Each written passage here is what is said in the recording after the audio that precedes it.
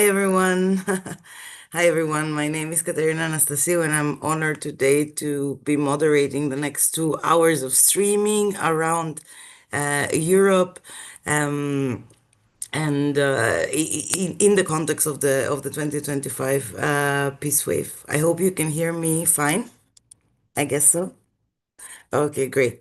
Before we start with the next 2 hours and the program of the European, let's say, part of the 2025 Peace Wave, I would like to give you a couple of tech tips. You see that Emily is thankfully now going to share her screen and show you how you can activate the captions, the automatized translation, so to say, that is integrated in the Zoom environment. You have to go down to your menu, click on captions, and then pretty much it's self-explanatory. You have to choose the language in which you would prefer to read. We will also post the two pictures, the two little sketches there in the chat. For those of you that need some assistance, you can always scroll up and see how you can figure that out. Now, remember that you can use the chat always. You can use it to pose questions to speakers or people that will be live with us and present their peace actions. And you can also use the chat to communicate with each other, exchange information, always respectfully, of course. So, because our program is quite full today and I need to keep it short, um, I would like to say a couple of words about the Peace Wave. For those of you that just joined, welcome as well, and welcome to all of you that have been there for the last 7 parts. This is the eighth part of the program. Today, we want not only to celebrate the spirit of peace and connect with each other in the very, very hard struggle we all take upon together, but we also want to commemorate um, the importance of keeping the dream for a nuclear-free world. I actually wrote down um, a little piece, but I think I'm going to keep it up for later because I'm looking at the time.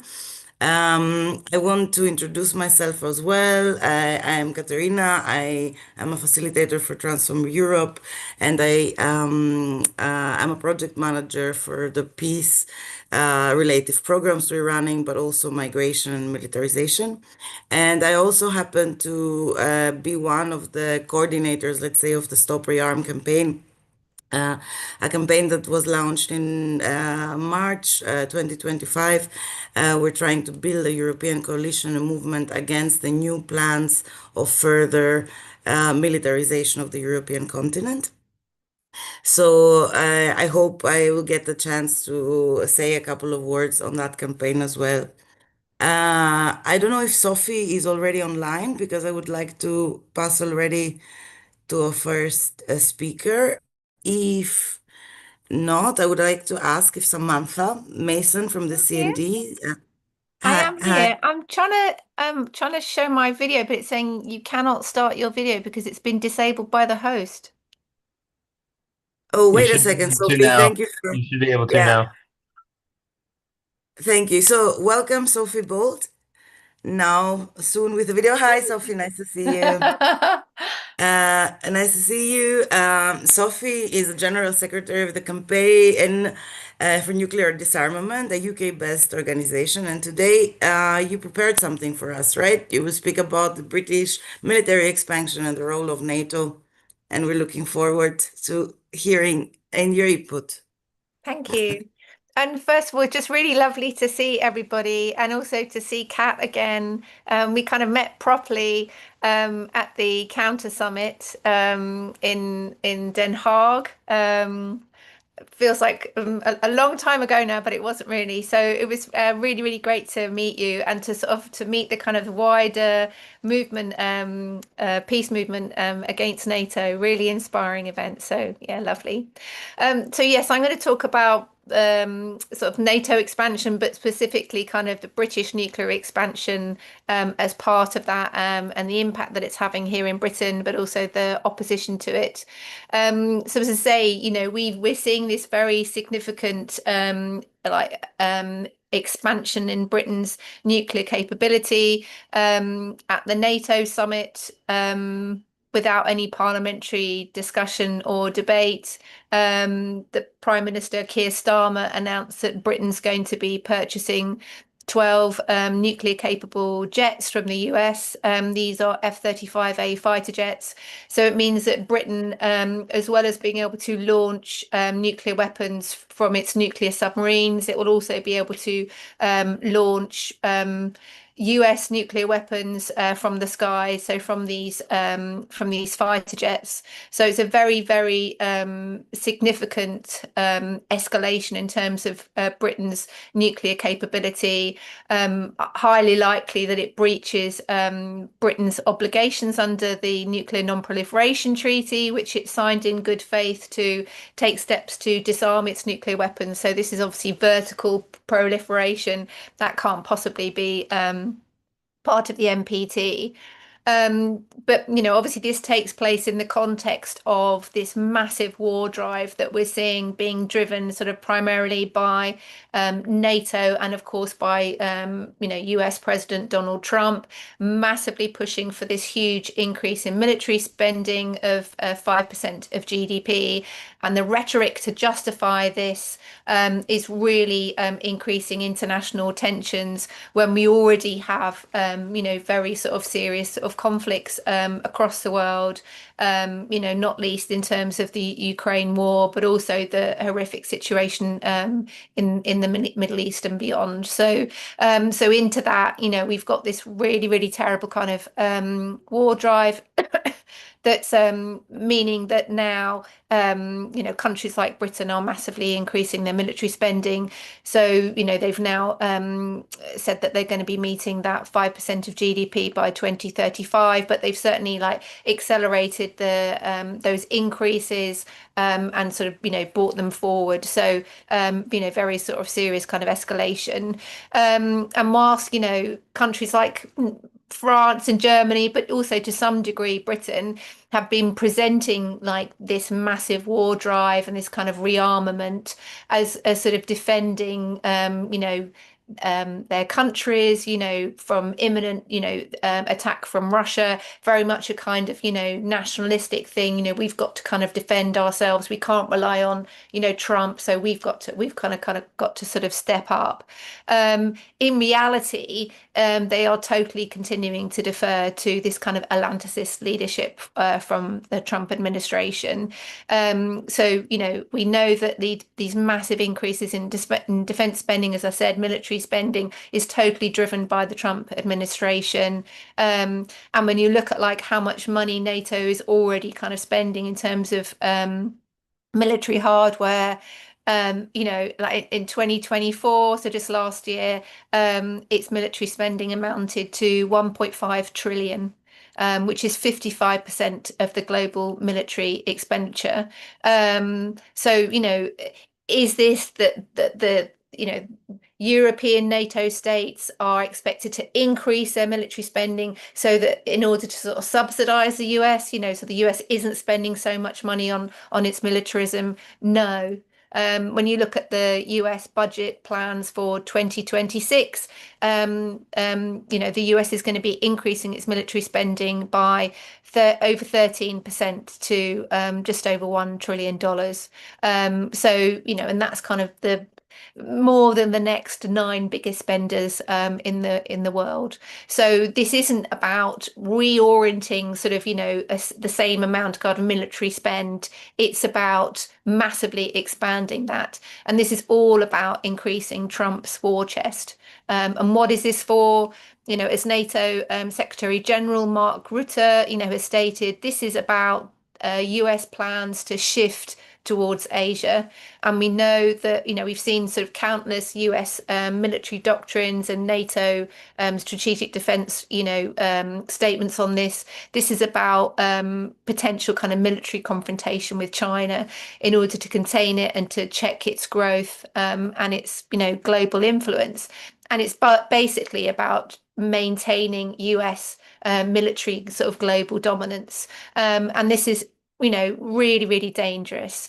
And it risks us all. And we can see from the state of the world now, how serious that situation is.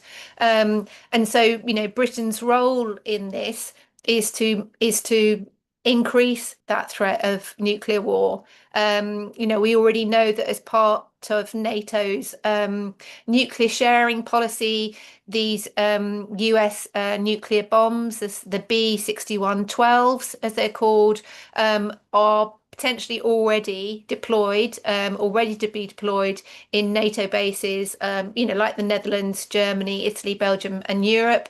And now with this decision announced by the British government that they're going to be buying these F-35A fighter jets, which are designed specifically to launch these US nuclear bombs. It means that, Britain is totally part of this sort of nuclear sharing capability. And why is this so serious? Because these bombs, they have been designed by the US specifically to be used on the battlefield, to be used in war. So they talk about them having this Dahler yield. So they have like different levels of destructive power.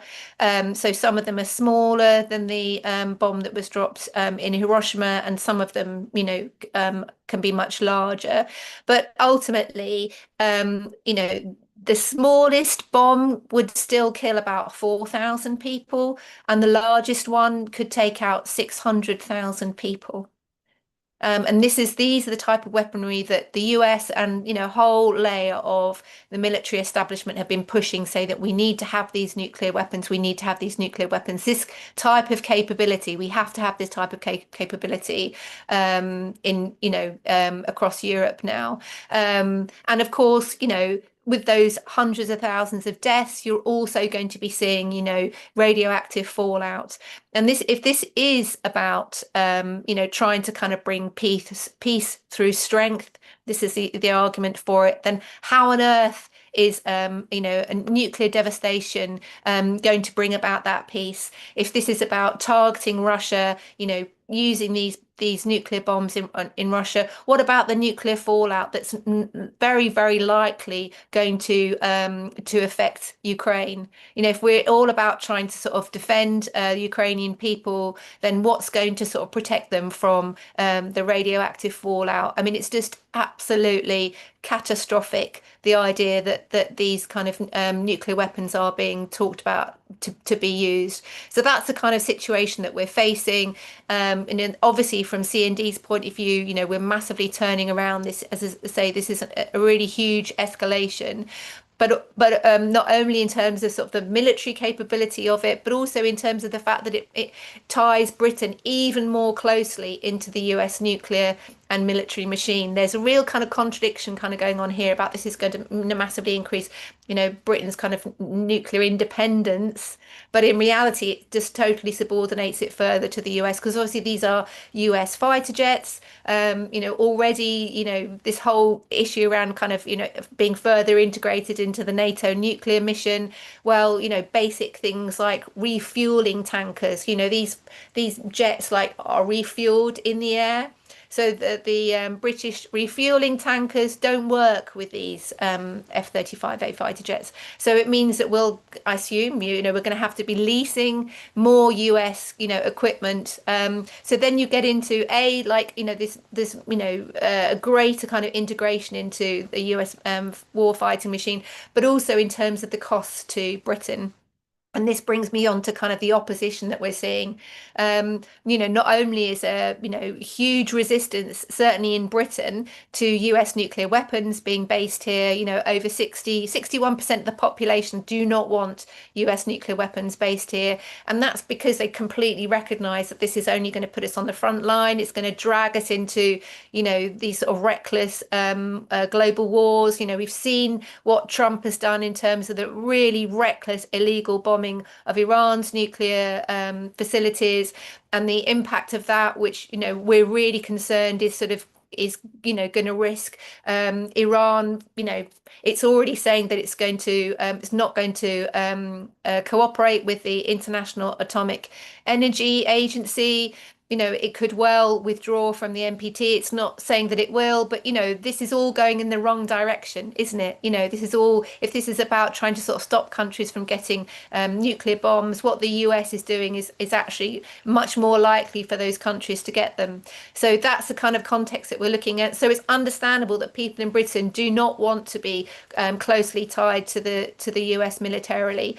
But also, there's a real growing opposition to the impact of these huge increases in military spending. We have real economic kind of crisis here in Britain, not only because of the disaster of of Brexit, economically has had like a really big impact, but also because of the pandemic, but also because of the Ukraine war. So very, very, very sort of bad situation, big sort of financial crisis here.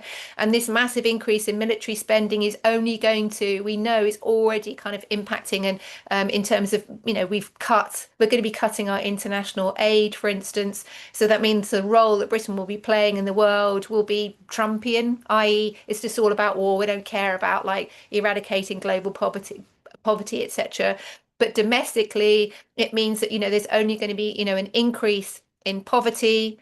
Critical benefits, are being cut to fund these sort of, military spending around, disability benefits, but also in terms of child poverty, in terms of like older people not being able to sort of like, heat their homes. So, hundreds of thousands of people, dying through hypothermia. This is kind of what we're dealing with here, and these are the kind of, and yet the government is taking, this line. So there's really kind of growing opposition to, what this government is doing, and we are really, really. See it as a really, really important thing that we link up with this kind of wider movement. So we're really delighted to be part of this sort of European-wide kind of movement around this.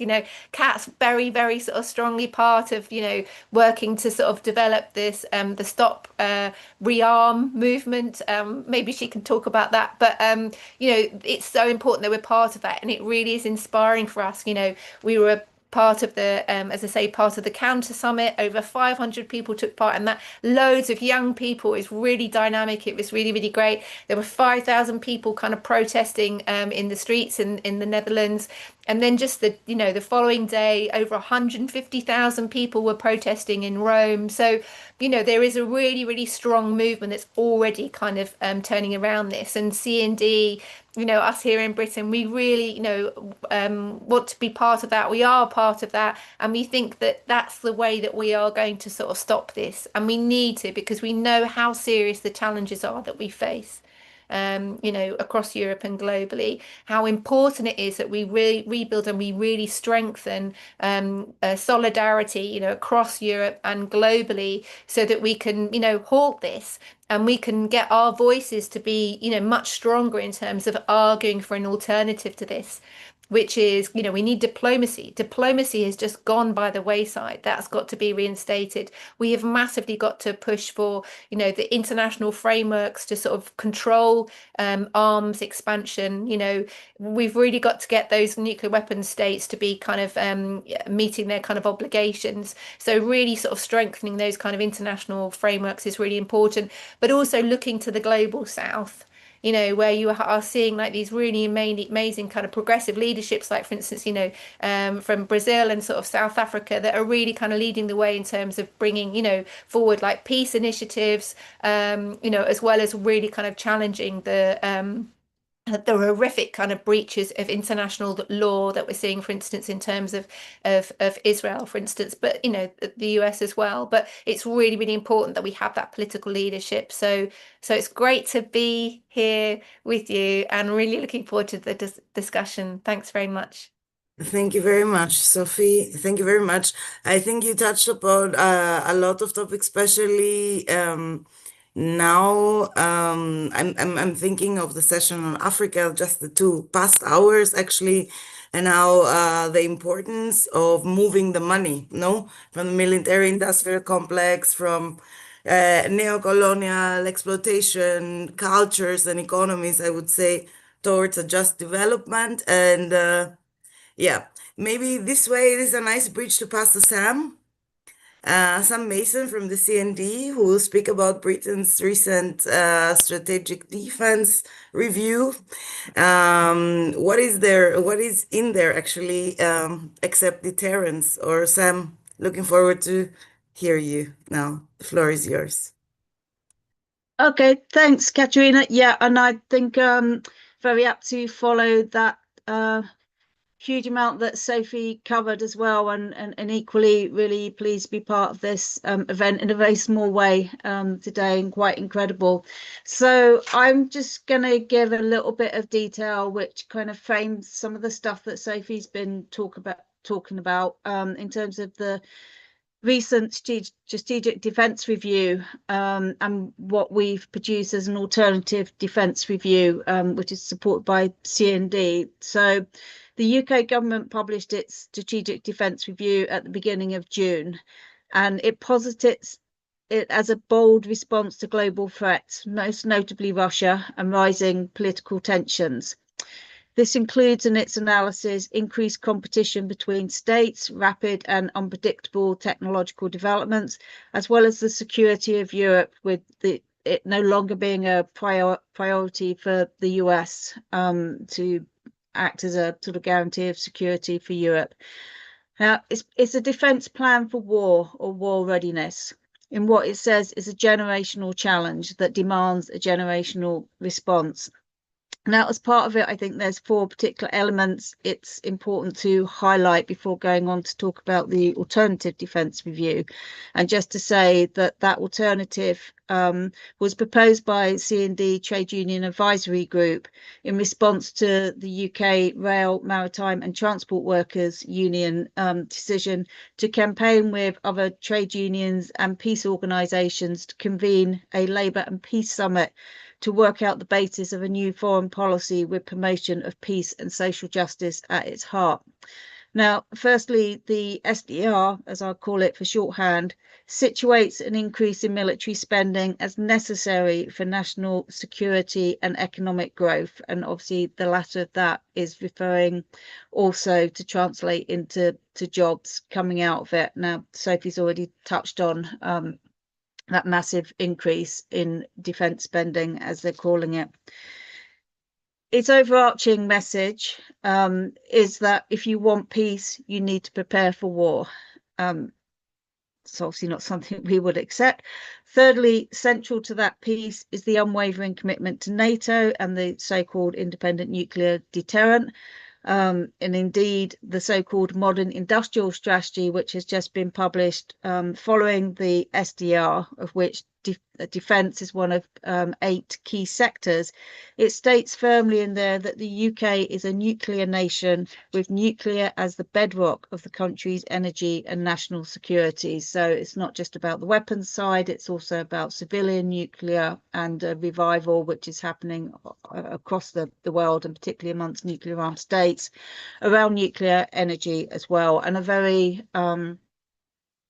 open admission that the two are extricately linked, whereas before that, governments didn't used to like to say that, but now it's very explicit that they both go together arm in arm. And the 4th element, which I think it's important to add and highlight, is that the SDR advocates for what it calls a whole society approach as a national conversation. Now, what it means as a whole society approach is that everything we do economically and across society is geared towards this whole military agenda. So, for example, within the education system, obviously within our spending priorities, putting defence at the heart of industrial strategy and growth strategy and jobs. But I think, as Sophie very clearly put, where is that conversation? Where is that debate? There's nothing in Parliament, let alone among the general public. And it's not to say that obviously groups within the general public are not discussing it, but there is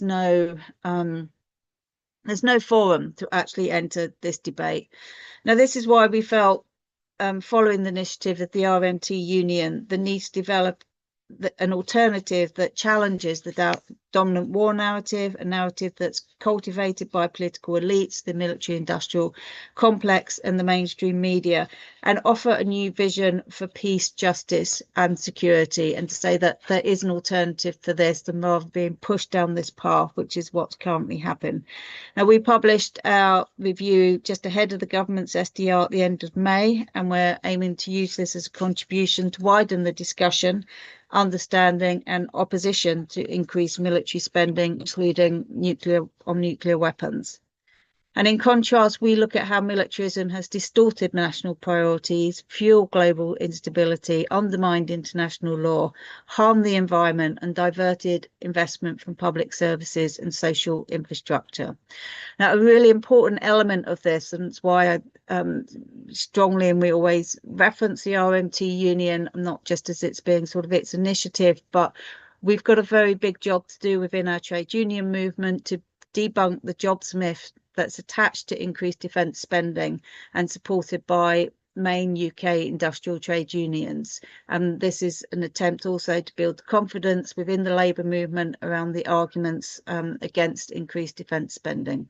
So in our analysis, we show that it offers limited job creation while stifling a more sustainable and just economy, and therefore jobs that should be focused on addressing what we might call the real generational challenges of climate change and environmental degradation, failing public services in health, social care and education, for example, and a real clean energy transition, of which does not include nuclear power, which is not clean energy.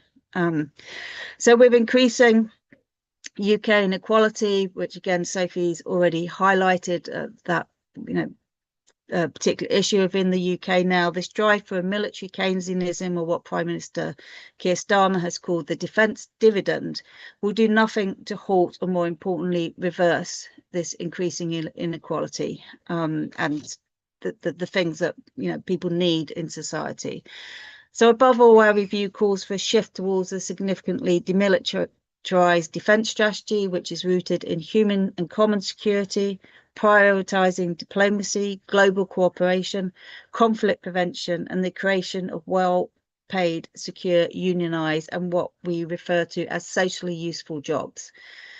So it's a credible democratic alternative to militarism that advocates for a sustainable economy grounded in social justice, global solidarity, and that addresses the real and urgent priorities facing humanity, for which there is an urgent need to build for peace, not war, and of course the increased threat of nuclear war. And that document is available online from the C&D website. I expect we can share a link to it. That'd be really useful. And if anybody wants to engage and ask questions about that or find out more, that would be most welcome. I mean, this is just the start of, we hope, of a much bigger and growing conversation. So I'll just leave it there. Thank you. Thank you very much, Sam. Also, if I feel again worried, I guess this is the emotional roller coaster of the peace wave as well. Somehow you don't feel alone anymore, which peace activists around the world keep feeling the last years, particularly due to the developments. But at the same time, yeah, the prospects are very grim, and it's the need to work together in broad coalitions to stop this is very, very strong, very imminent. So Steve, I saw you're with us. Steve Bell, also from the Stop the War Coalition. He will take us to another part of the struggle that is quite vivid and strong in the UK, but nonetheless, the British government right now doesn't really seem to care. So tell us, can we actually stop genocide? And do something against the nuclear danger? How does it look like over there? Thank you, Katrina, and thanks to Emily and all who have made Peacewave 2025 possible. Since October 2023, we have witnessed the first genocide of the digital era. Part of the Palestinian population in Gaza has been eradicated. The new Harvard study by Israeli professor Yaakov Gav, using Israeli Defense Force figures, found that 377,000 Palestinians are unaccounted for, a potential loss of 17% of the population since the start of the war. For Palestinians still alive in Gaza, their society has been broken into a daily struggle for survival amongst rubble, where water, food, and electricity are scarce commodities. Facilities for health, education, and higher learning, commerce, social life, and religious observance have been completely or mostly destroyed. And according to the UN, around 800 Palestinians have been killed since May in and around the ration queues. Of course, the brutal regime of Netanyahu's government is immediately to blame, but it would have been impossible for the Israeli state to pursue such destruction for a single day without the support of the US government and its allies in Europe and Britain. Not only have these governments provided the military material to make genocide possible, they have also provided the diplomatic and political support to prevent the Israeli government being held accountable for war crimes and breaches of international humanitarian law. In the name of Israel's right of defense, they have facilitated and taken part in the massacre of a dispersed, dispossessed, and stateless people. German Chancellor Merz dropped the mask when he stated in supporting Israel's unprovoked attack on Iran, this was, quote, dirty work Israel is doing for all of us, unquote. That all of us is not you and me. It is capital, arms manufacturers, energy majors, and the fabulously wealthy in the old empires. Western imperialism continues to treat West Asia and North Africa as its resource. Today it funds Israel as its proxy and sustains dictators and monarchs who accept US hegemony. The international movement in support of the Palestinians since October has been the main expression of the global majority who support the Palestinians. Most governments in the world have reflected their population views in supporting the Palestinians at the UN and multilateral bodies. Where governments have supported genocide, they have faced popular mobilizations for Palestine. The governments of the US, France, Germany, Britain, etc., who shout loudest about the need for international order, law, and values are those who have opposed all initiatives through multilateral bodies. In Gaza, the Western powers have offered a picture of what will be done to developing countries who pursue a course independent of US interests. Iran was chosen as the first post-Gaza lesson to the global south. The initial attack was undertaken with US support, and the end direct US military action was used to bail out Israel. The ceasefire was declared by Trump, not Netanyahu. This is the world order after Gaza. War without law or morality. The attack on 13th of June was a breach of the UN Charter, as there was no authorization by the UN Security Council or General Assembly. The Israeli strikes breached the Geneva Convention, as no care had been taken to avoid or minimize civilian casualties. The assassination of military figures and scientists involved the killing of their families, neighbors, and other civilians. The attacks by the US and Israel on nuclear facilities was a breach of the spirit of cooperation in the Non-Proliferation Treaty. It also endangered sections of the population through potential large-scale contamination. Nor should we miss the hypocrisy of two nuclear-armed states attacking a state without such arms in defense of non-proliferation. In fact, Iran's nuclear program has been subjected to more extensive oversight than any other nation, while the Israeli state rejects all international inspection of its program.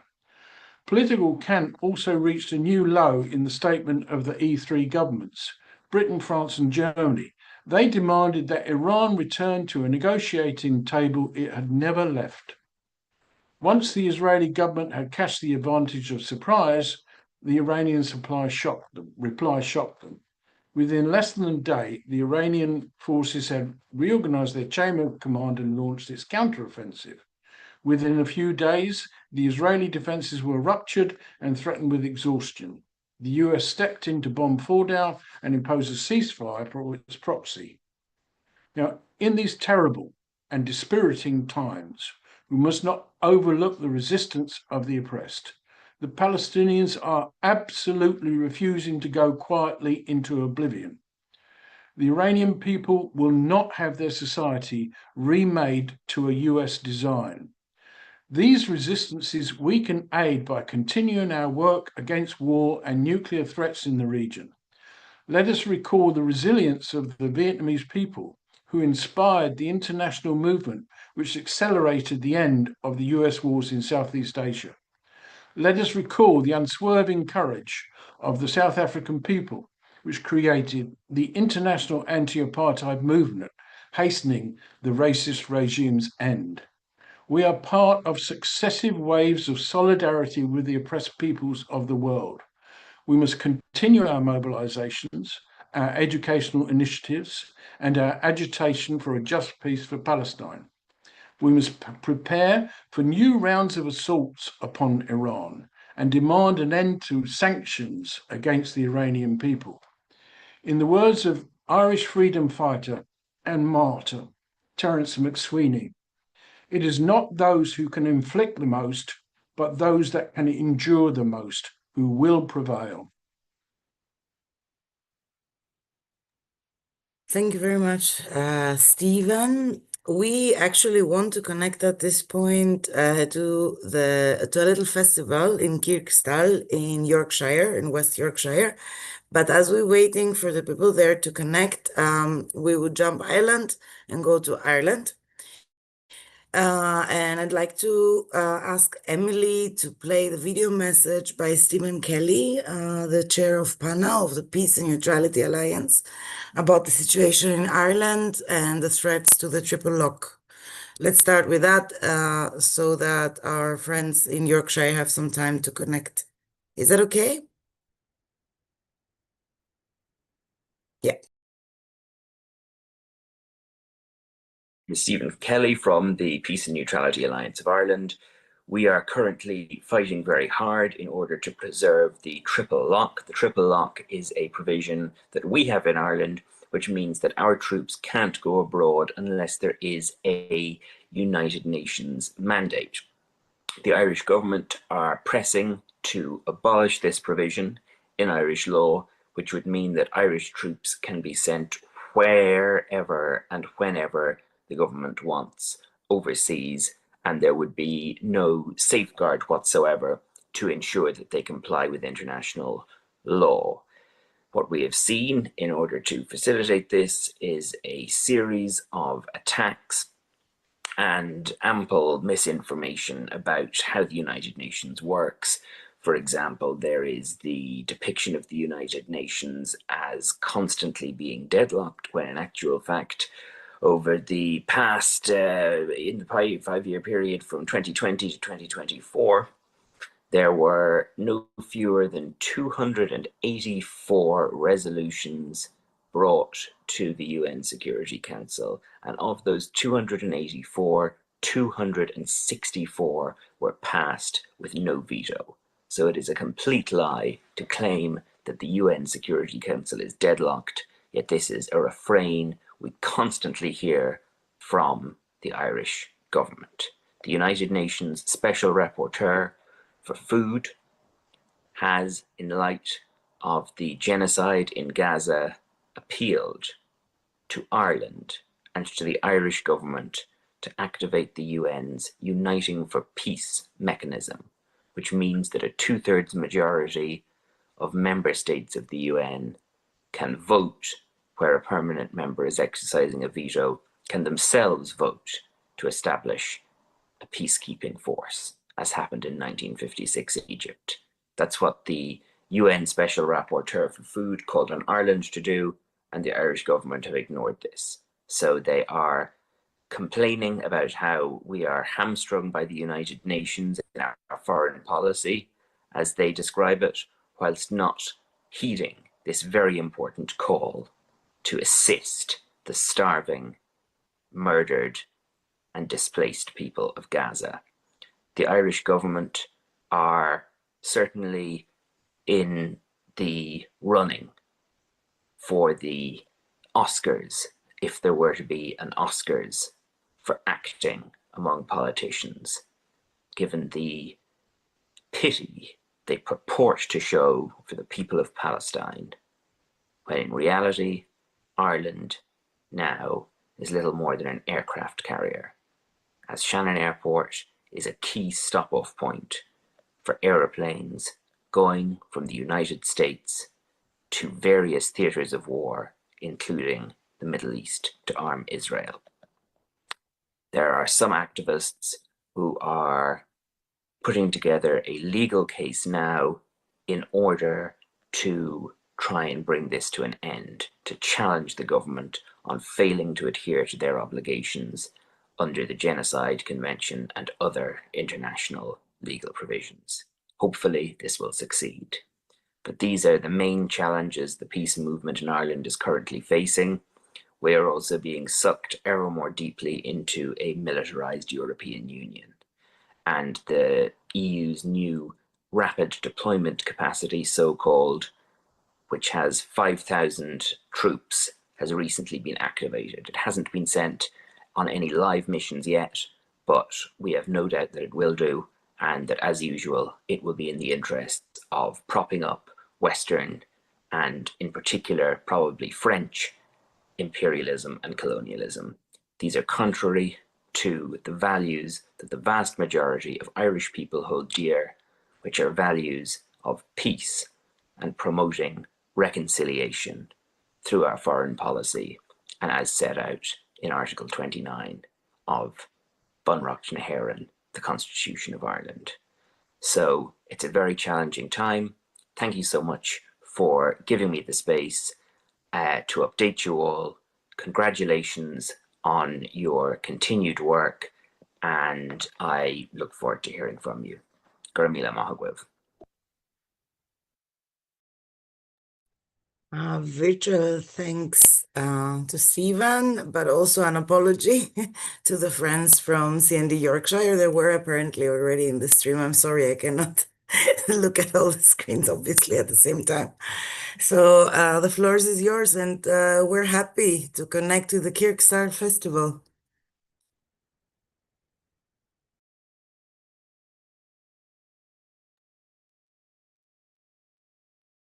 Hi, hi, hi, Hello. unmute yourself. Hello. Sorry about not seeing the message originally, but really glad to be here. So we are currently at a festival in Leeds. There's lots of people here. And we've been speaking to lots of the public about our campaign for nuclear disarmament. So I'll show you our stall.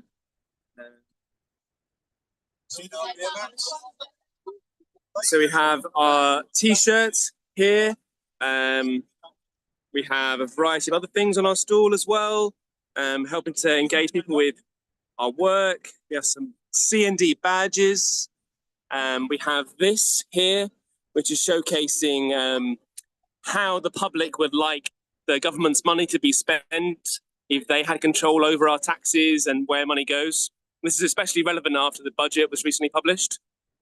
So as you can see, not many people want money to be spent on nuclear weapons. A lot of people want the money to be spent on health, education, and there's some interest in public infrastructure as well. We also have over here our beer mats. So we've been using these beer mats to spread the word of our campaign to a variety of people. We have this QR code on the back, so if this is left in a pub or a restaurant, somebody can connect with us and learn what we're doing. I believe Colin is going to share some more information about what we're doing and why we're here today.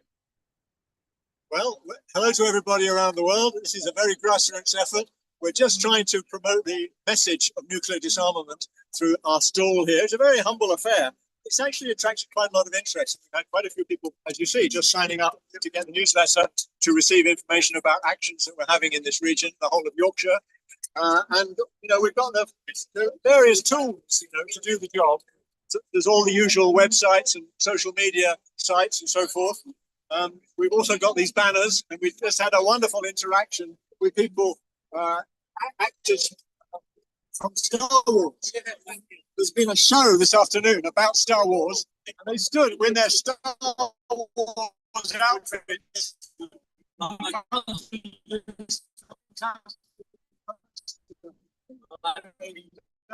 Star Wars.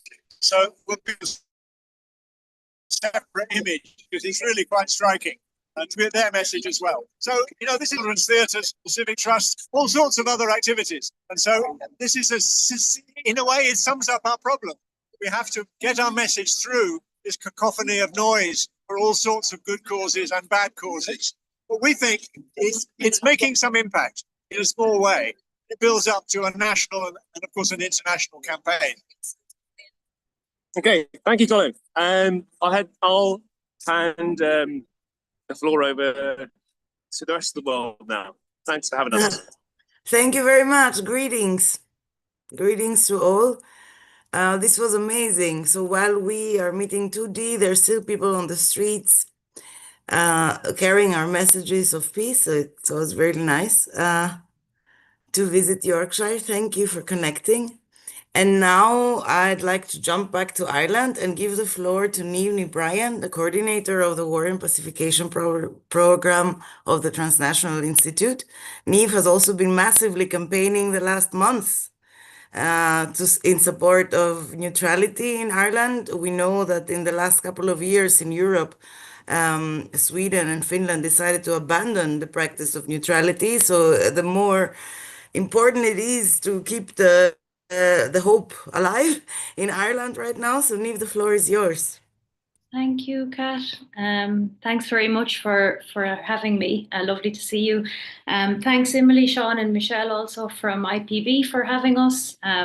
It's great to be part of the Peace Wave. I think it's my second or third year. And I suppose this year it's maybe setting out a bit what Stephen mentioned.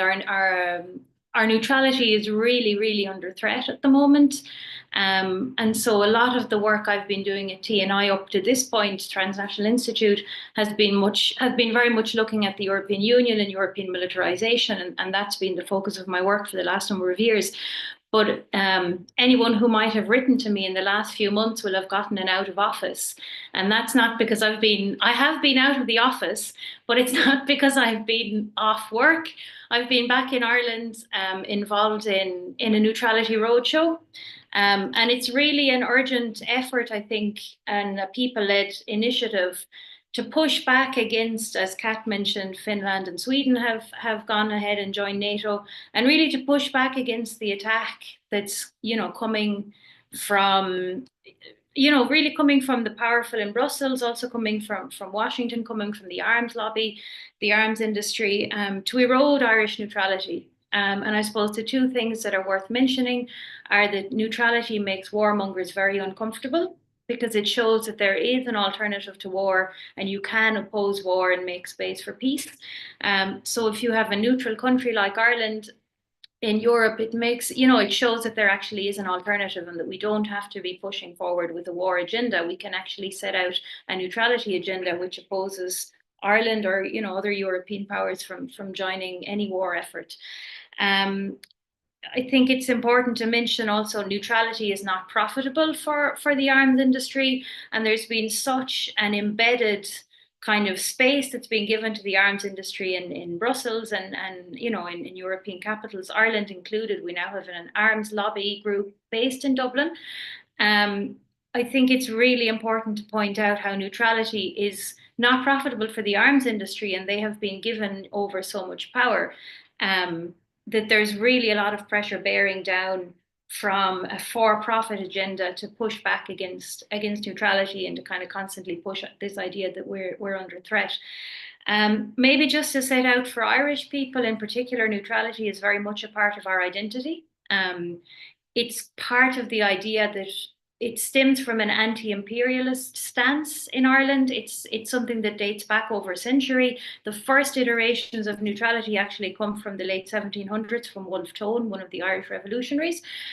But in the last 100 plus years, neutrality has really been about an anti-imperialist stance and about saying we will not send Irish people to fight in foreign wars to kill and be killed. So often people think neutrality is about doing nothing. Actually, there's nothing more active about saying we will not participate in imperialist wars. So it's very much an active stance, an anti-imperialist stance. And so that's really our struggle at the moment. And our government, as Stephen pointed out, is very much, they've drunk the Kool-Aid and they are very much keen on dragging us into the upcoming European war that we've been told is on the cards from European leaders. Emily has prepared some videos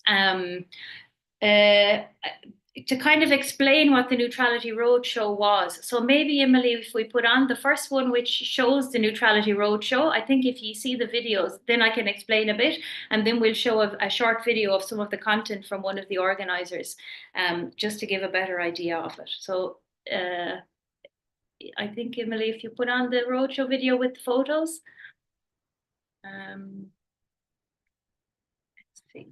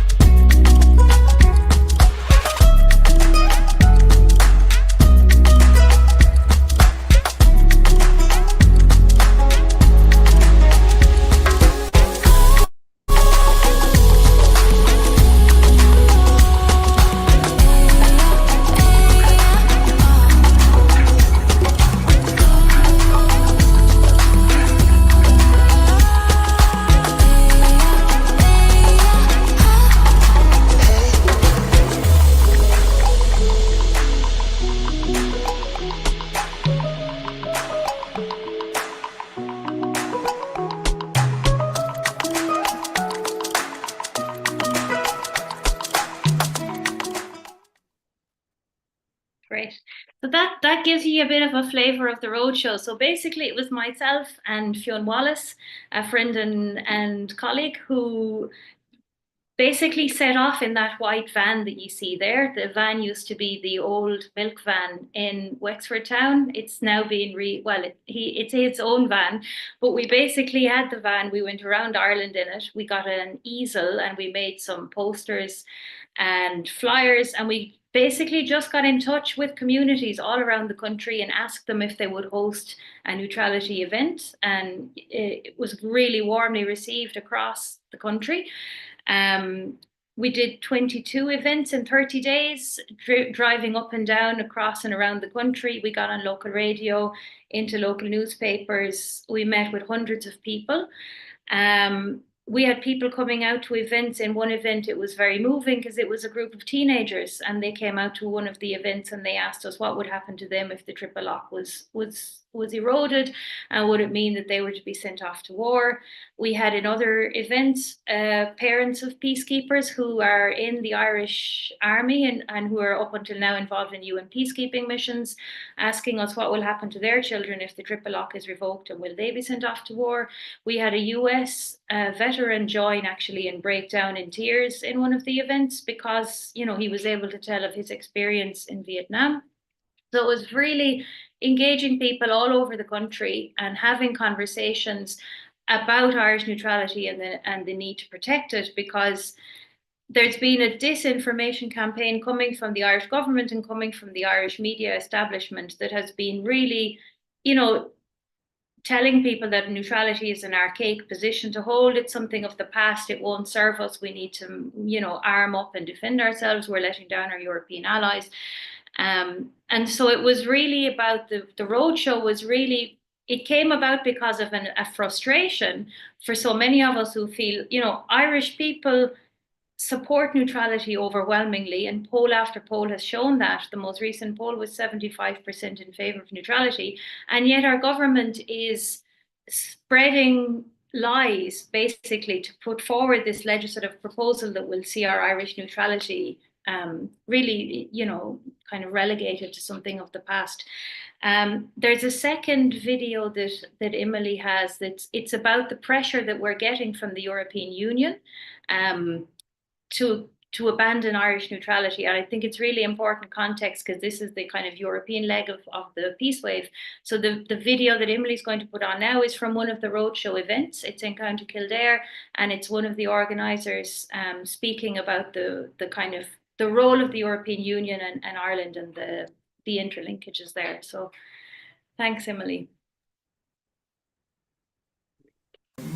Successive Irish governments have go out of their way to assure the Dáil, the Irish public, the Irish media, that there is no such thing as an EU army, and there's not going to be. And even if there was, the Irish Defence Forces would have nothing to do with it. But over there, they have been talking about the EU army for years and years and years.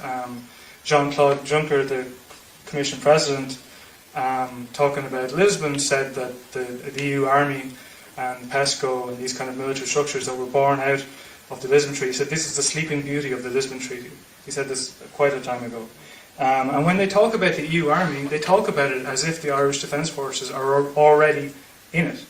And we had an example of this back in January, when the new High Commissioner for Foreign Affairs, Kaja Kallas, was this was January, and she was at the annual conference of the European Defence Agency, and she stood up and she said, "We do not need one European army, we need 27 European armies that can work together effectively to deter our rivals and defend Europe, preferably with our allies and partners, but alone if necessary." So in this formulation from Callas, Ireland is standing shoulder to shoulder with this European army of armies as they tool up to get together to deter or whatever the rest of the world, and preferably with NATO, but alone if necessary. So the EU is getting impatient with Ireland. They will not accept our neutrality anymore, and they are losing tolerance and understanding of our position. I mean, where do you start? The EU has no confidence when it comes to our foreign affairs. That is solely a matter for our government and our people.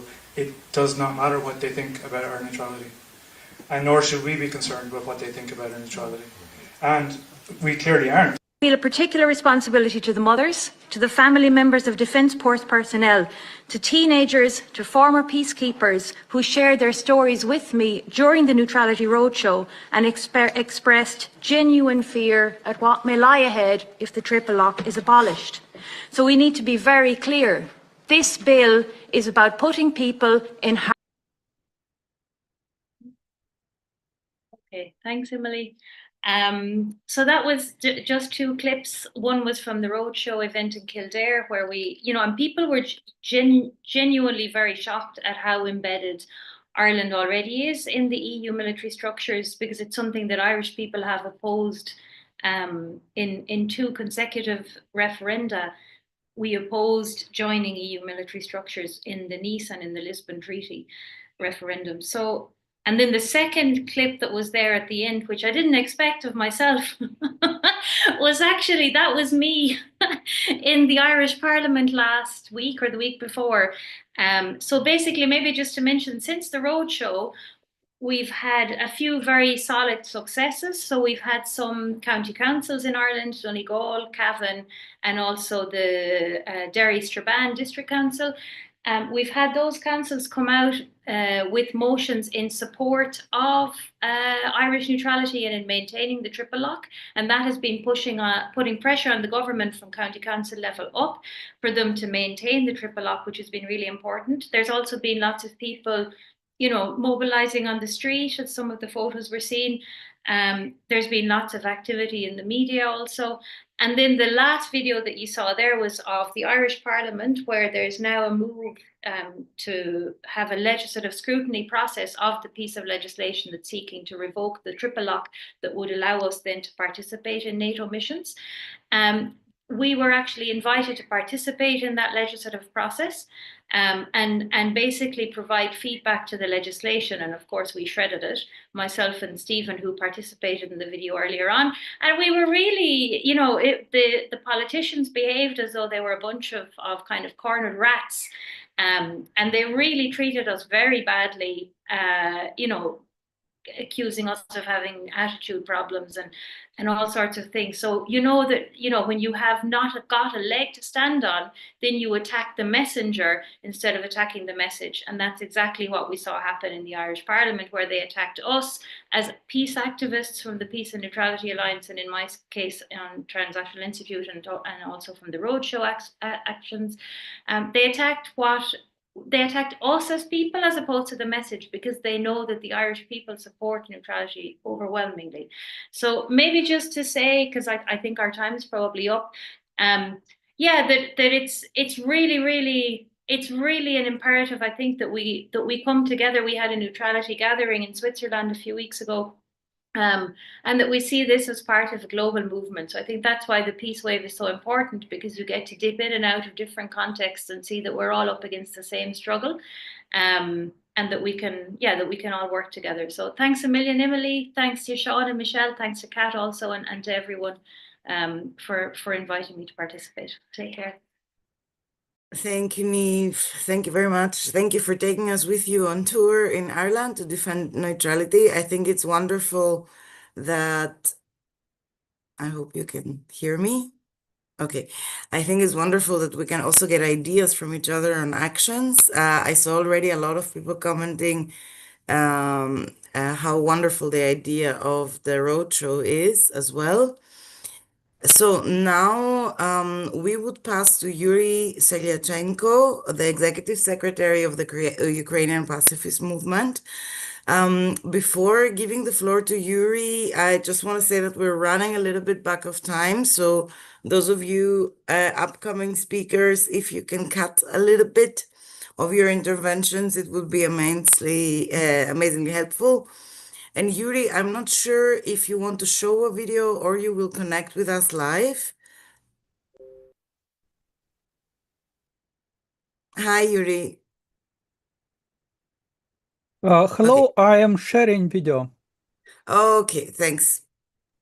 If there will be no sound, say me. Okay.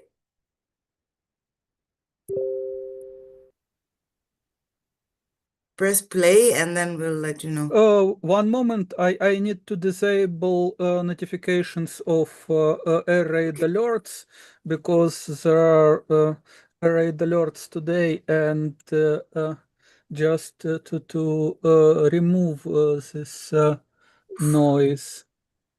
Sorry, it is situation in Ukraine. You don't have to apologize, Yuri. Thank you for being here under the circumstances.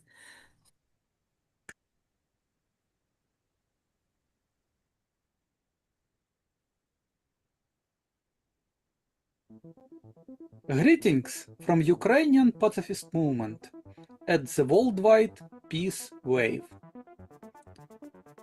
Today, on 12th July, we celebrate the International Day of Hope.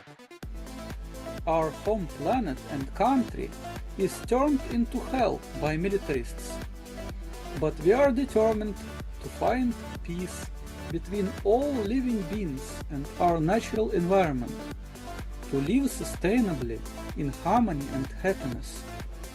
We hope to change the world by hard work and radical pacifist vision, because the world needs profound changes.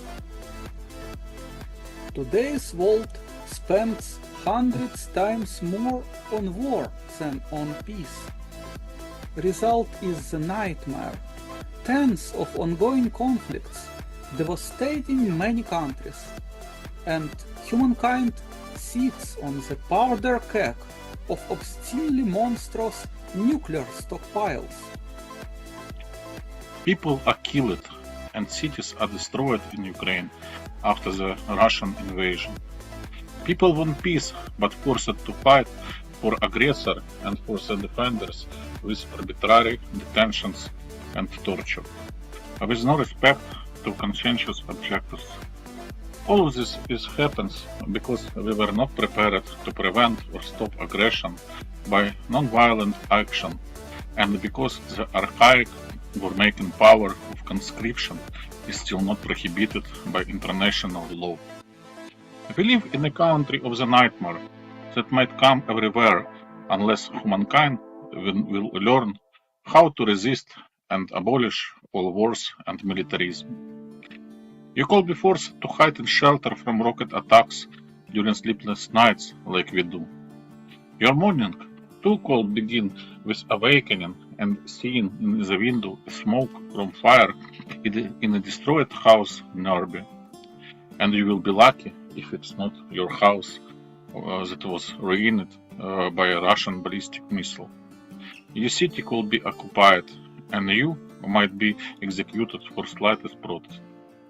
Your government, like Ukrainian and Russian governments, could start forcible conscription of population based on the idea that everyone should fight the war. You could be taken by force to a military unit and tortured if you refuse to abandon your pacifist beliefs and submit to a commander.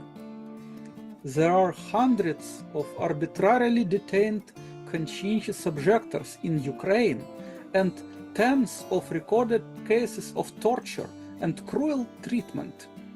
In many cases, the objectors were sentenced to years in prison for alleged draft evasion and disobedience, but in fact for their pacifist religion or beliefs. Member of our Quaker Church and of Ukrainian pacifist movement, Alexander Ivanov is currently detained in a military unit, his mobile phone taken from him, to severe social contacts and break his will. The United Nations High Commissioner for Human Rights and Council of Europe's Commissioner for Human Rights urged Ukraine to end human rights violations during conscription. There is no official reaction. If our government and army could do these abuses, and we are allies, when Russian government could do these abuses, and people tend to copy bad behavior of others in conflict, sooner or later your government and army might think they could do the same for victory at war at any cost. All of this could happen with you like it happened with us, because the world of violence is in a structural crisis. There were too many expectations for magic benefits of violence and deception that proved to be false. It is visible and obvious, so people could choose whether to be led by cruel manipulations or follow their conscience. Many people in Russia and Ukraine chose not to participate in war, and we urge you to support the Object War campaign aimed at ensuring the right to refuse to kill and provide asylum for objectors persecuted in their countries. For millennia, the best people on earth dreamt about the world without wars. The religious people prayed for the kingdom of heaven. Philosophers discussed perpetual peace. Scientists described hundreds of effective methods of nonviolent resistance to all sorts of oppression by aggressors or tyrants alike. There is no need to wage war, no need in armies, no need in nukes, no need in all the harmful militarist nonsense. However, it is not enough just to say that. When you go for disarmament, you must propose a more effective response to war-making than weapons, a peaceful response. And you should not deny the obvious threats of war-making. You should not think, falsely apologize for aggressors, not for your own inaction in the face of their harmful behavior. Inaction is not an option when military dictators like Putin, both in the East and West, turn the world into hell, enthusiastically leading mass murder in the interest of war profits and weapons manufacturers who stand behind them. We need to resist all war everywhere, maintaining a resilient, peaceful psychology. The resistance starts with critical thinking. Don't be deceived by promise of Russian propaganda that multilateral sovereign anarchy of great powers will grow wonderful gardens of civilization states in their spheres of influence on the bones of dissidents, watered by blood of their enemies. It is the old hell, not the new world order, worthy to dream about. And there is no trust in the promise of American global primacy and NATO securing the democratic peace by the nukes aimed at very dictator's palace. It is ridiculous and dangerously naive. If you read the book Pacifism Today, a dialogue about the alternatives to war in Ukraine, you will find many ideas on how people could resist aggression and occupation non-violently. Our best hope lies in the people's ability to pursue freedom and happiness through non-violent action, resisting all disinformation, manipulation, and cruel coercion. When the militarist world order is in crisis, people could and should build a peaceful world based on shared humanity at the common planet, liberate Earth from sovereign anarchy shaped by wars and permanent cruel competition of great powers for domination and spheres of influence.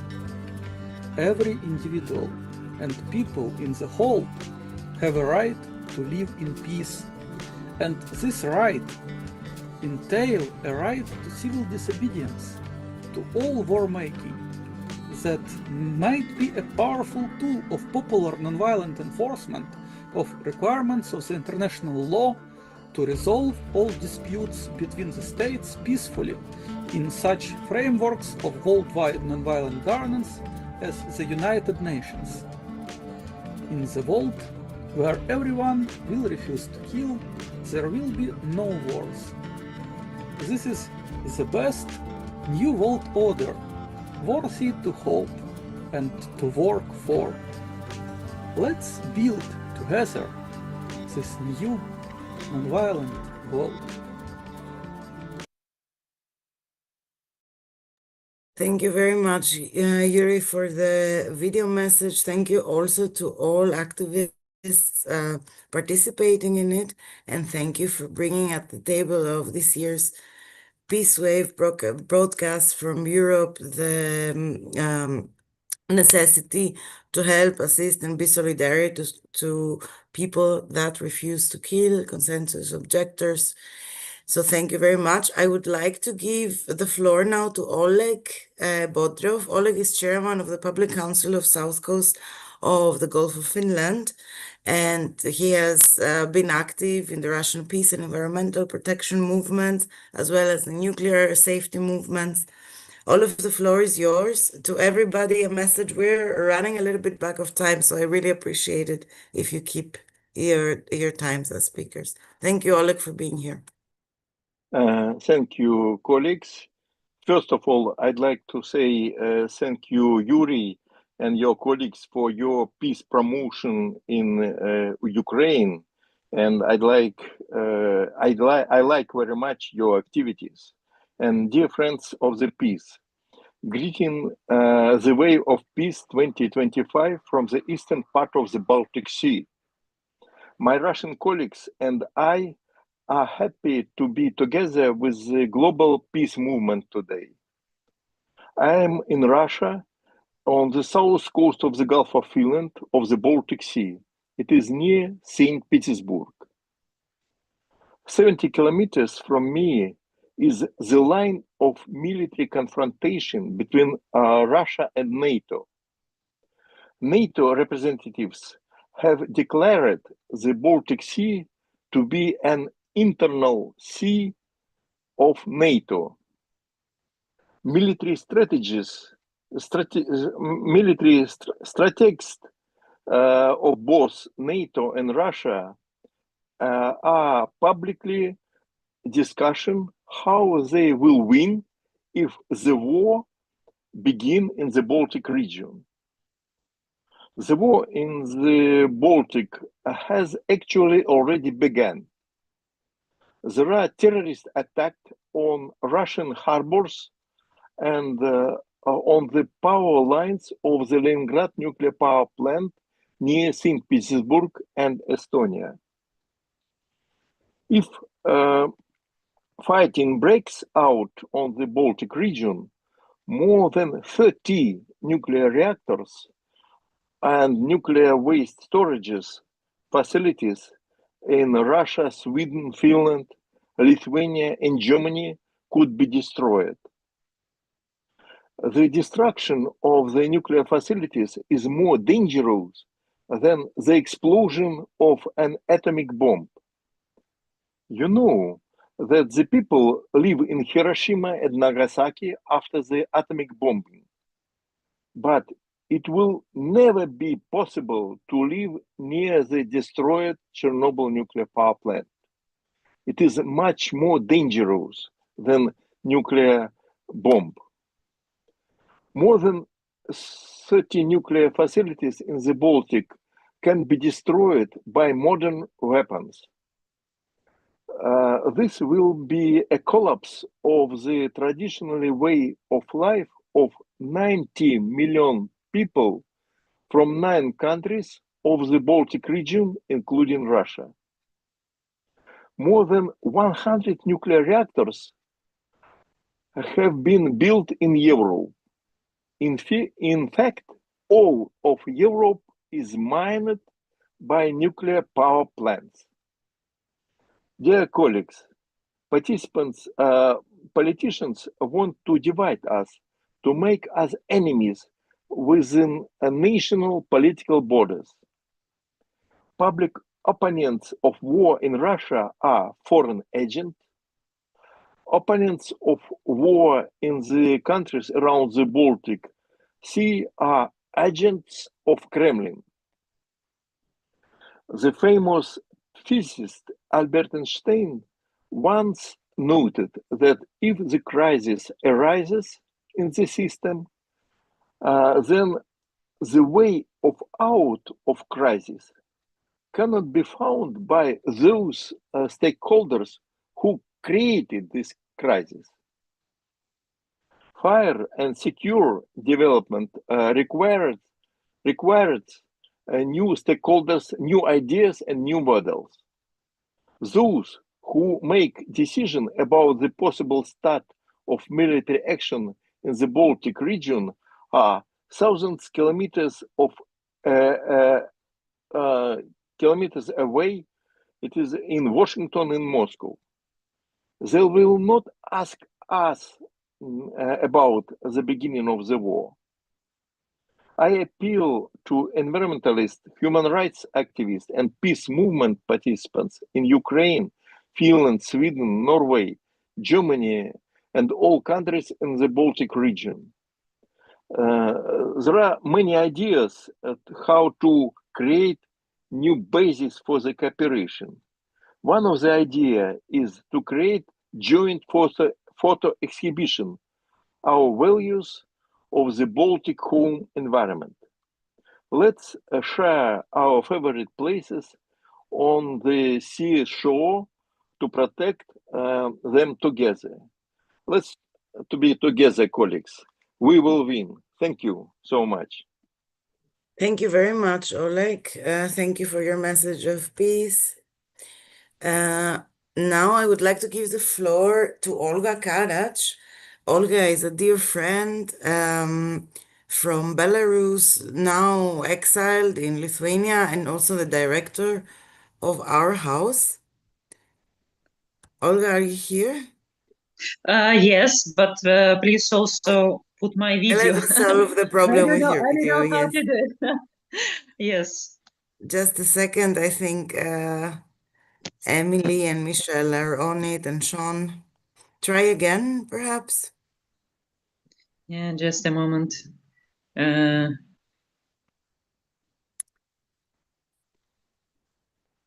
Yes, and how to put video? I don't know. If you see on the bottom of the Yes, screen, you yes, should yes, see. you did it. Yes.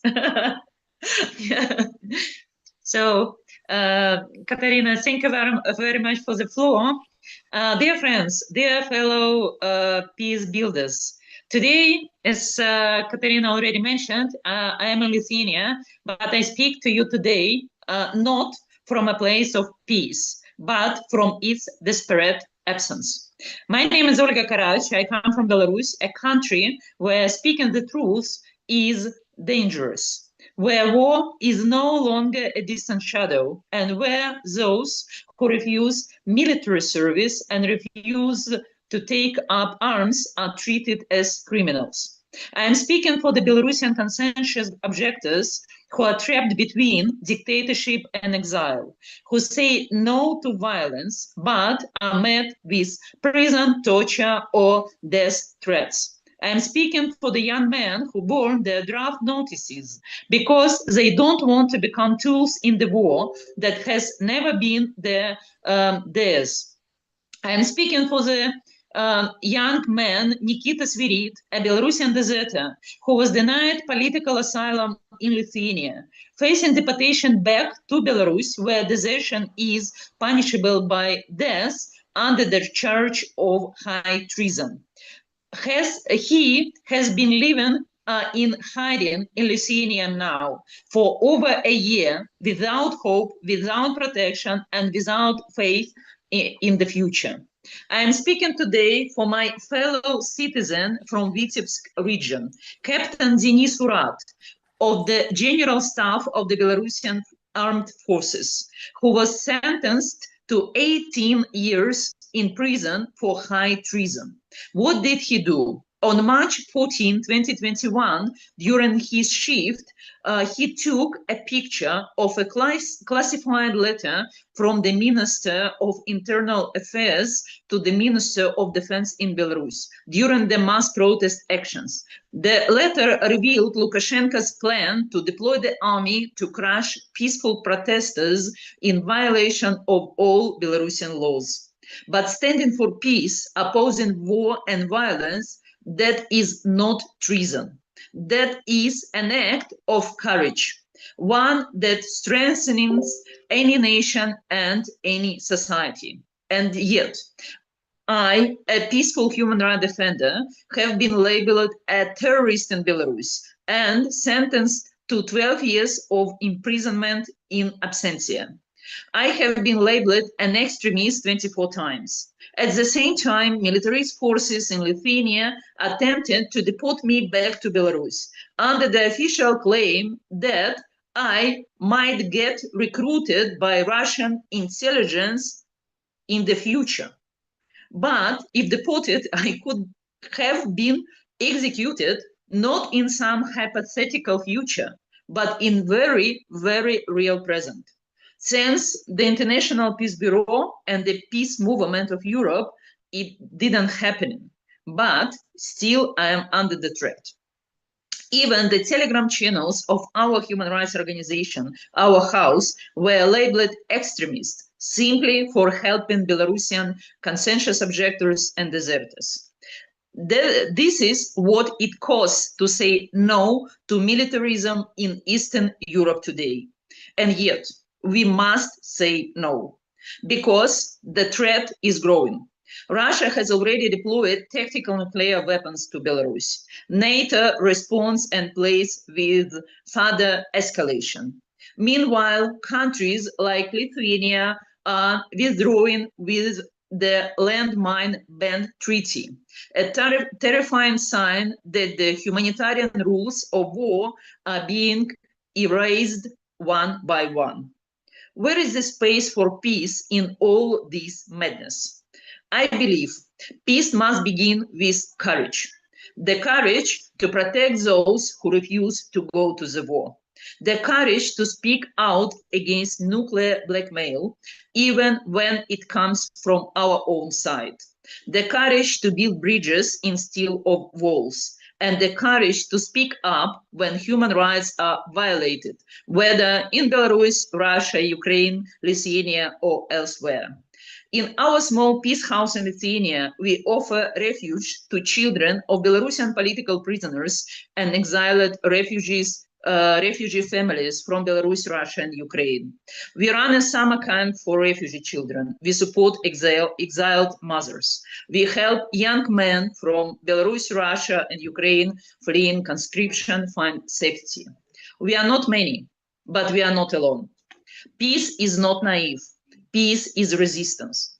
And today, it must be radical, because neutrality in the face of militarism is complicity. So I ask all of you, include conscientious objectors in your peace work. Oppose to return any nuclear weapons to Europe, whether in Belarus, Russia, or the West. Fight against landmines and their deadly legacy in every country where ruled by a dictatorship or calling itself a democracy. And don't let our region become a battlefield for empires once again. Let us together build a peace line along the front lines, because without the sustainable peace, there can be no human rights, no climate justice, and no future for our planet. Let the next wave will be real peace wave, not a wave of destruction. Thank you. Thank you very much, Olga. Thank you. Thank you for your words. Again, like it happened to me before, I kept thinking about the abolition of the mine treaties is bleak, but it's good to be with you all and having But the for hope me, that we can change things. the Baltic countries who destroyed the treaty, I cannot even explain my emotions. It's something like unbelievable outside any understanding. Yes, thank you, Olga. Now I would like to ask Tiljana Milunovic. Tiljana is a researcher on peace and conflict from the Goethe University in Frankfurt, but she's also organizing the Serbian diaspora in support of the students' protests in Serbia. Hey, Tiljana, the floor is yours. Thank you for being here. We know you have to leave soon, so without further ado, take it on. Thank you very much for inviting me, and thank you everyone for being here and sharing this very moving stories from all over the Europe and world. I'm very honored to be here with you, and I'm really going to try my best to keep it short, to tell a bit more about the situation in Serbia. As you all probably know, the student protest started in November last year after the train station canopy in the city of Novi Sad collapsed and killed 16 people due to corruption. I believe, without going into the details of the story, what was the pre-story of the protest, I would like to emphasize how the student movement in Serbia contributes to peace, and how it could contribute to peace not only in Serbia and the region of very complex region of the Balkans, but also from the world. First of all, the amount of empathy of these young people and the amount of solidarity that they have woken up within the majority of the society, and they walked from city to city, from village to village, all across Serbia, from north to east to west to the south, and the citizens of Serbia really welcomed them basically as liberators. They have been beaten up brutally. They are still being beaten up brutally by the police, by the current government officials. So it is a very difficult time for Serbian the citizens and students of Serbia.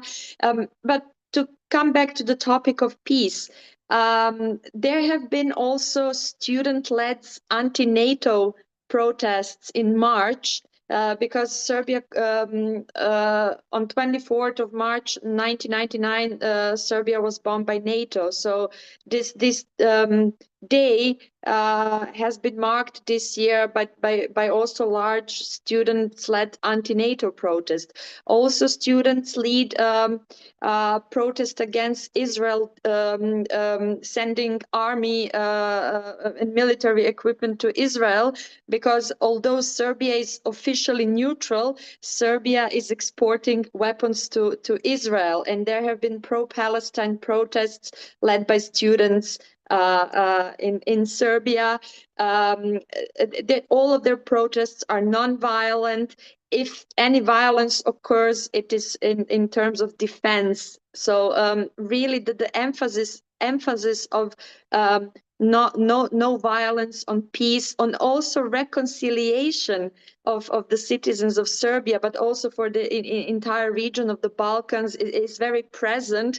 And there is also, we've experienced an emotional catharsis taking place, people crying on protests a lot, people seeing that there has been a new narrative in Serbia taking place, people from our neighboring countries supporting Serbian students. All of us, I come from Belgrade for Serbia, but I live in Berlin, and we organize diaspora support protests, not only in Berlin, but in other cities in Germany, in other cities of the world where people from Serbia live abroad. And this tragedy that happened back in November last year brought us closer together. And exactly. So it's also student protest in Serbia is also against lithium mining, against neocolonialism, and against any imperialist agenda, be it NATO, be it USA, be it Russia, or be it China, because of all of these imperial powers have their interests not only in countries like Serbia and in the Balkans, but elsewhere. And for example, there is a very strong anti-lithium mining movement, and it is also closely connected to the student protests in Serbia, because the majority of the population, not only in Serbia but also in Bosnia and Herzegovina, is against mining. And we see that because of militarization globally, there is a race for resources like lithium and so on. And now I'm really trying to keep it short because the topic is very complex. Serbia has a very tricky geostrategical position, not only Serbia, but the entire region of the Balkans. And personally, it saddens me to see the Western media reporting, especially the German media reporting about student protests in Serbia. I don't think it's sufficient. I don't think it's enough, because the current authoritarian mafia-like regime of Serbia is collaborating with both Russia, with the West, with China, with everybody, just to stay in power. So basically, it's all of them.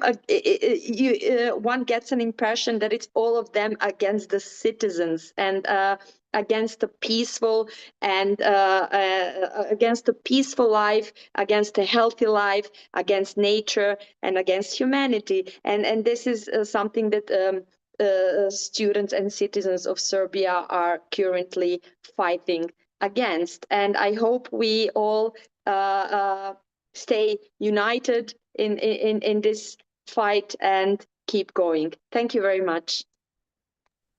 Thank you very much, Diana, for the hopeful message and also reminding us that struggles need to be and always should be connected. Peace is not an issue for itself, but should be part of every social struggle. And also solidarious greetings from Greece, where I come from, and the struggle against mining is now starting again. Thank you very much, Diana. So now I would like to pass to Esset Samatova, who is a psychologist and a poet and also a member of the IPB Council. And right after Esset, only a moderation note, we're going to pass directly to a video concerning the military base of Ramstein in Germany after Esset. Esset, the floor is yours. Thanks. Thank you, Katerina. And for this peace wave, I prepared a poem which name is War is a Lie. And this poem was inspired by the book of David Swenson, War is a Lie. So I'm glad to share it.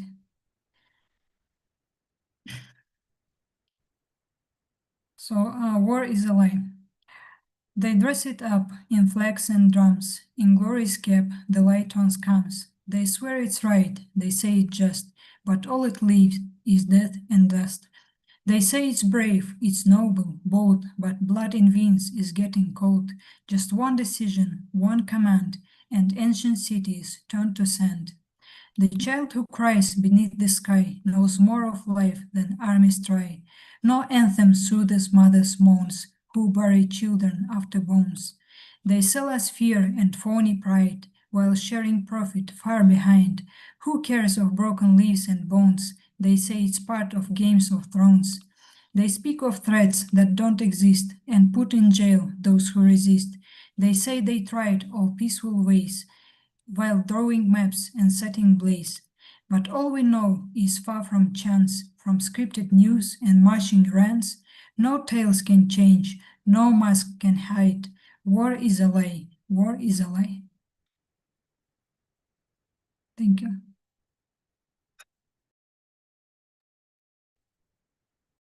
Thank you very much, Esset. This was very moving. Thank you very much. Hey, my name is Ann Wright, retired Army Colonel, former U.S. diplomat, resigned over the Iraq War. And here we are at Ramstein Air Base in Germany. This is one of the hearts of the U.S. military in all of Europe. It's the largest air base besides maybe one in somewhere else. But you see out there, you see C-5As, you see C-141s, C-17s, and you also see probably the refuelers that went up to refuel the 7 B-2 bombers that took the 30,000-pound bunker buster bombs to Iran and detonated them down deep in the whatever, in the ground. Also back out here you see the $3 billion new Army hospital, Landstuhl Hospital, that's being built, and also the headquarters for drone warfare for Africa and probably every place else in the world. So this is really one of the terrible, terrible places that the United States uses to kill people all over Europe, Africa, Middle East, and God knows where else.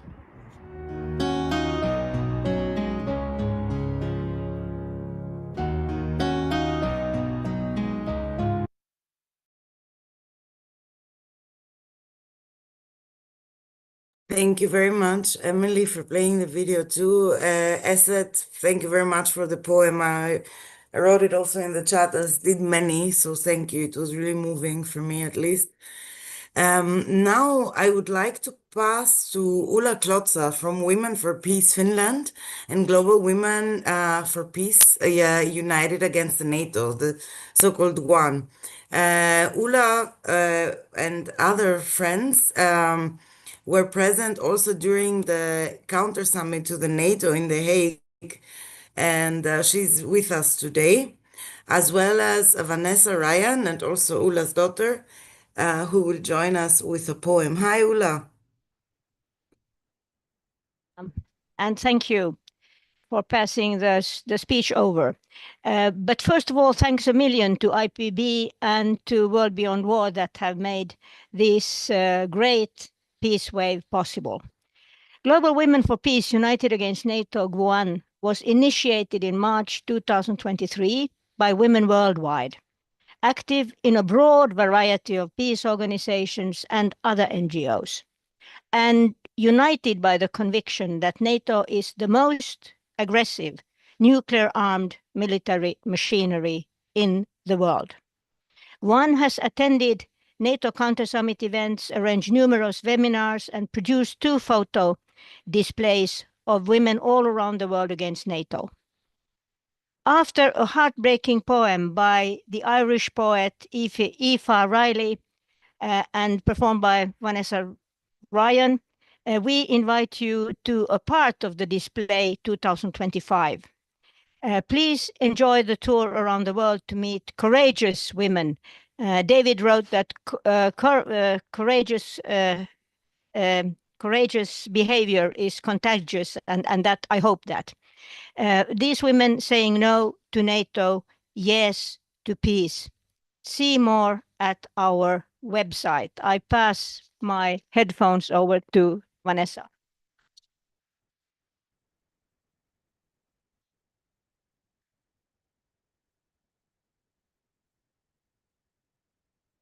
I will read the poem One Day by Aoife Riley. Twisted, knotted, pulsating veins, shrieking, squealing, rusty chains, blood-red rivers, stench of death, tangled corpses, poisoned breath, smoked-out lungs, bloodshot eyes, gasps for air, promises, lies. Tries to speak, silence or slaughter, mothers, sons, fathers, daughters. No way out, nowhere to turn. Watch our homes crumble and burn. Dreams of a future, a life of hope. Images of terror, a neck, a rope. A gun, a shot, greed, dismay. A world without horror, maybe one day.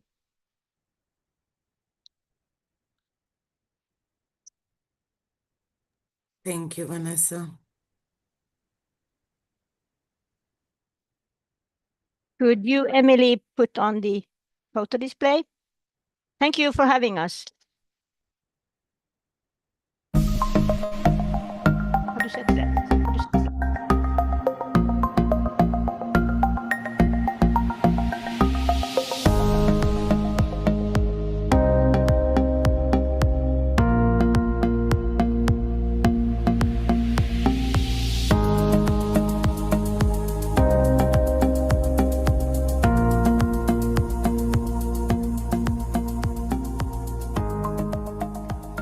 NATO war crimes and involvement. NATO, founded in 1949 by 12 countries, is at present the biggest geopolitical war machine of 32 member states. The scale of expansion contributed to international tension as Russia sees itself increasingly surrounded by US and NATO bases. The alliance calls itself a defensive alliance and claims to be based on the member countries' common values of individual liberty, democracy, human rights, and the rule of law. In reality, NATO is far from this. NATO has a blood-soaked history of organizing or supporting coups, brutal colonial wars, and military interventions. Within the meaning of the Nuremberg Tribunal judgment in respect to German Second World War crimes, NATO deserves the label criminal organization. Since the 1990s, NATO forces have repeatedly committed severe war crimes and crimes against humanity. In 1999, without the consent of the UN Security Council, NATO bombarded Yugoslavia, violating Article 2 of the UN Charter.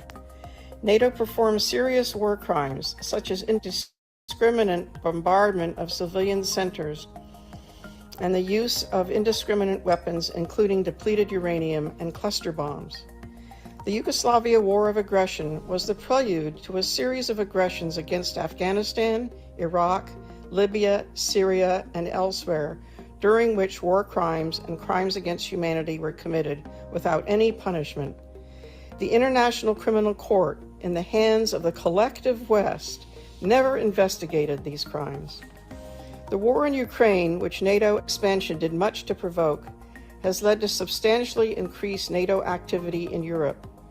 Since the beginning of the war, NATO allies have provided Ukraine with unprecedented levels of financing and arming support. This unwavering support confirms that weapons, not negotiations, are NATO's unshakable motto. The genocidal Israeli war in Gaza and the West Bank, causing worldwide outrage, has been silently accepted by NATO and its allies. This despite the fact that all states have the duty to impose a full arms embargo on Israel. This duty derives from decisions of the International Court of Justice from January and July 2024 that concluded Israel is plausibly carrying out genocidal actions in Gaza in violation of the Genocide Convention and that Israel is illegally occupying Palestine. The arms embargo duty has also been asserted by the UN Human Rights Council and various UN experts. Stopping the flow of arms, energy, food, and other key exports to Israel is meant to ensure the protection of the Palestine people. But NATO countries' arms trades in both directions continue, and Israel can count on diplomatic and military support from NATO countries and for its wars of terror. All this, alongside an increased presence in the Asia-Pacific region and across other parts of the world, increases the risk of conflicts and war. And finally, NATO is a nuclear-armed alliance. Added to nuclear bombs already stationed in the US and France, around 150 US B-61 nuclear bombs have been stationed in Europe, in Belgium, Germany, the Netherlands, Italy, and Turkey for years, and now it seems that US nuclear weapons will be brought back to Britain. NATO maintains a nuclear planning group to discuss the launching of a war that would put all life on Earth at risk. NATO coordinates rehearsals or war games practicing for the use of nuclear weapons in Europe. NATO's nuclear policies conflict with the legal obligations of the signatories to the Nuclear Non-Proliferation Treaty, forbidding the transfer of nuclear weapons to non-nuclear weapon states. Yet US NATO nuclear weapons in Europe are located in non-nuclear weapon states. Furthermore, the alliance does not reject first use of nuclear weapons. NATO, the biggest war machine in the world, constitutes the greatest danger to our survival as a species. There is no doubt NATO is a criminal organization and must, in the name of survival of humankind, be dissolved.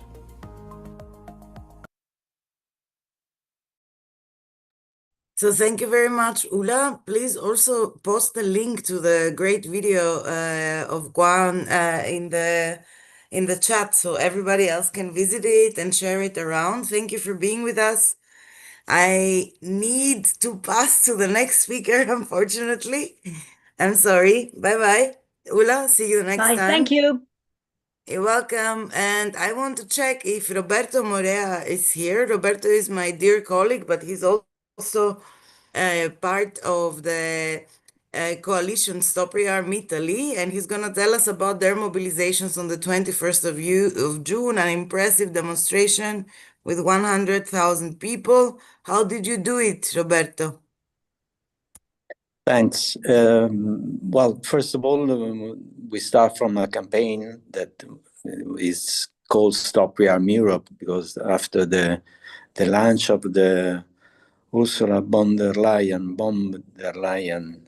announced the huge expenses that they want to do in Europe in order to rearm our country. We launched this campaign against the rearmament and the spending in army. This was an European campaign. It is, and I invite you to have a look at our website, stoprearm.eu, and thanks to this campaign in Italy, we had more than 400 organizations that signed for this. We launched also a demonstration in the 21st of June, and as Katja say, we were able to collect all these people because we intercept, I think, a need of a large strata of our population to confront what is happening in our time, the tragedy of the genocide in Gaza, the war in Ukraine, and the other wars around the world, and to stop what the militarization bring with it. That's why what we put on the call that we launched for the demonstration is just 4 words: stop, rearm, war, genocide, and authoritarianism. I think that what we heard about Belarus and other countries, it's a typical reaction of what against the peace movement, and it proves that they are not able to stop thinking the people, and that's why they want to have a sort of also militarization of the mind. And I think what we have to do is create a synergies between all over Europe and all over the world, of course, to stop this thinking that only by force we can have a relation with the others. We don't stop. We didn't stop with the demonstration. We are still working on the ground, and we had more than 40 initiative and die-in in all over the country, in big cities and small cities. And now we are starting with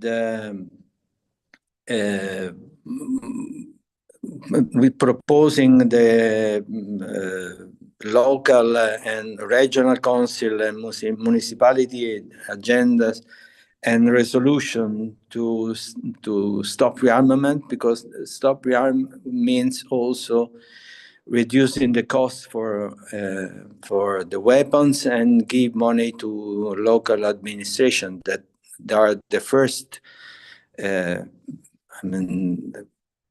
touched by this cutting of the social expenditure. So we are trying to root our campaign and to have also local presentation, local activities.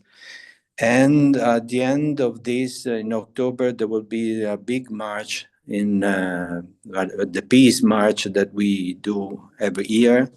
And this year will be very huge. It will be the Perugia Assisi March that it's start for the 80s against the missiles in Italy. So it's a long history that we have against the war and against the militarization.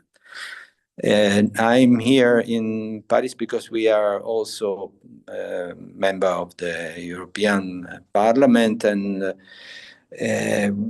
we want to have in this some university that we held here in Paris also discussion on war economy and how to fight together and to change the policies of Europe. So this is my duty, and I think that what we can do together is to stop and to react at this crazy policies that they want to impose. Thank you very much, Roberto, for the presentation, the passion, and all the work that fills us outside Italy and inside Italy with hope. We will continue with Italy. This will be also the last live intervention, the last video or one before the last videos that we will show, until we pass the scepter to our colleagues and friends in Latin America for the next streaming session. So now we will take you to the Donne in Nero, Women in Black in Piombino, in Toscana. With a very inspiring video on their struggle in solidarity with Palestine. Let's leave it to this. Please play the video, Emily. The Piombino's Women in Black group was founded about 2 years ago. It draws inspiration from the Palestinian Women of the Sun and the Israeli Women Who Dare for Peace female groups that have always sought to build bridges between these two peoples.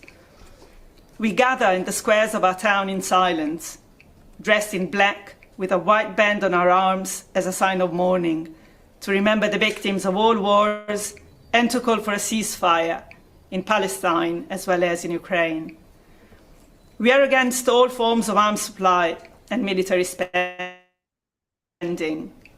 We immediately joined the No Rearm Europe campaign and have participated in various related events. We aim to encourage people to reflect on the theme of war, which we consider a tragedy. We have done this by producing articles and documents and by organizing 2 conferences and public reading events. Today, we want to share with you one of these readings, written by a journalist named Rossana Rossanda, which I translated for the purpose. I'm a high school teacher.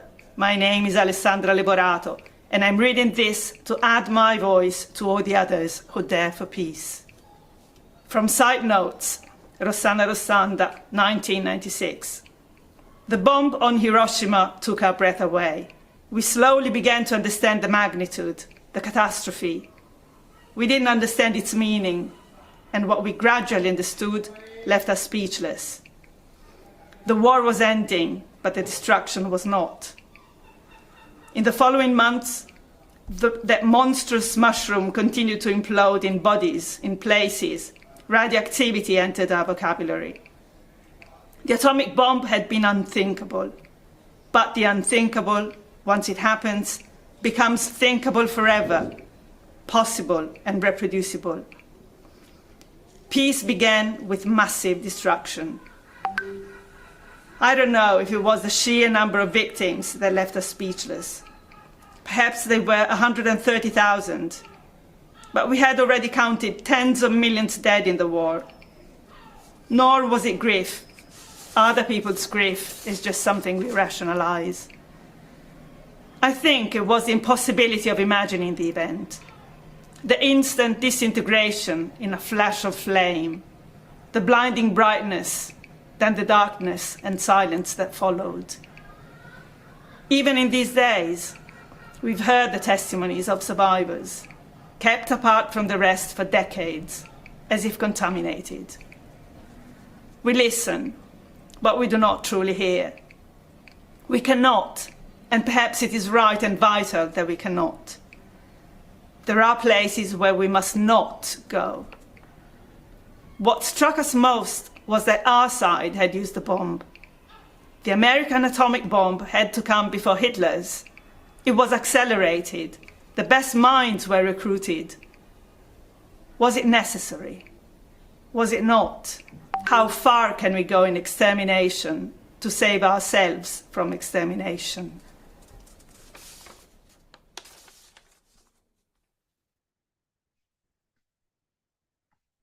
So thank you very much, Emily, also for this video. We're 1 minute away from the end of the, let's say, European part of the Peace Wave stream. I want to thank everybody for the technical support, all the speakers for being here with us. We managed, I think, in these 2 hours to articulate the diversity of peace action.